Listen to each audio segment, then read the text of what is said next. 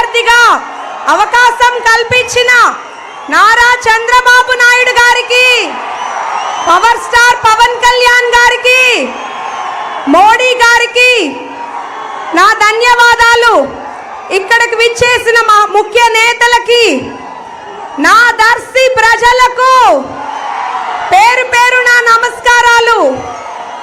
ఇవాళ సమర్థుడు, సాధకుడు, స్వాప్నికుడు మన చంద్రబాబు నాయుడు గారు దర్శి నియోజకవర్గానికి రావటం శుభదినం. వైద్య వృత్తి పేషెంట్ల పరంగా నాకు కొంత కుటుంబం ఇస్తే, చంద్రబాబు నాయుడు గారు మొదట మహిళా అభ్యర్థిగా అవకాశం కల్పించి దర్శి నియోజకవర్గం ఇంత పెద్ద కుటుంబాన్ని ఇచ్చారు. చంద్రన్న పాలన ఎక్కడుంటే అక్కడికి పరిశ్రమలు పరిగెత్తుకుంటూ వస్తాయి. చంద్రబాబు గారి పేరు చెప్తే ఏం గుర్తుకు వస్తుంది? ఓ హైటెక్ సిటీ గుర్తుకు వస్తుంది. హైదరాబాద్ ప్రగతిని పరుగులు పెట్టడం గుర్తొస్తుంది. ప్రజల వద్దకు పాలన గుర్తుకొస్తుంది. లక్షల మందికి ఇచ్చిన ఉద్యోగ అవకాశాలు గతం గుర్తుకు వస్తుంది. బీసీలకు అండగా ఉన్న ఆదరణ పథకం గుర్తుకు వస్తుంది. పేదల ఆకలి తీర్చిన అన్నా క్యాంటీన్ గుర్తుకు వస్తుంది. డ్వాక్రా సంఘాలను ఏపీలో నంబర్ 1 గా ఉంచిన చరిత్ర గుర్తొస్తుంది. ఒక దళితుడికి లోక్సభ స్పీకర్ గా అబ్దుల్ కలాం ను రాష్ట్రపతి చేసిన చరిత్ర గుర్తొస్తుంది.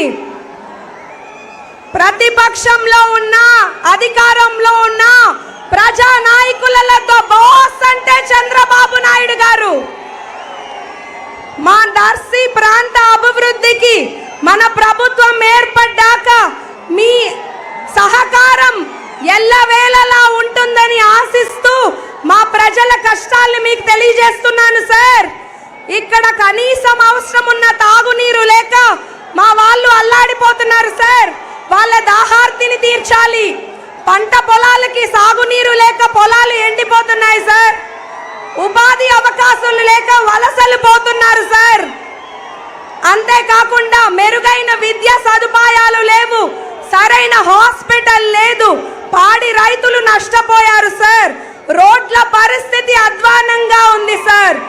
మీరు మీ పెద్ద మనస్సుతో మా ప్రజల కష్టాలు తీర్చి దర్శి నియోజకవర్గ అభివృద్ధికి మీరు సహకరించి ఎల్లవేళలా దర్శిని ప్రకాశం జిల్లాలో మార్గదర్శిగా చేస్తారని మీ అమ్మాయిగా వేడుకుంటున్నాను సార్. ఇక్కడికి వచ్చిన అందరికీ పేరు పేరున ధన్యవాదాలు. అందరికీ నమస్కారాలు. ఈరోజు దర్శి నియోజకవర్గానికి చేసినప్పుడు మన నాయకులు పెద్దలు శ్రీ చంద్రబాబు నాయుడు గారు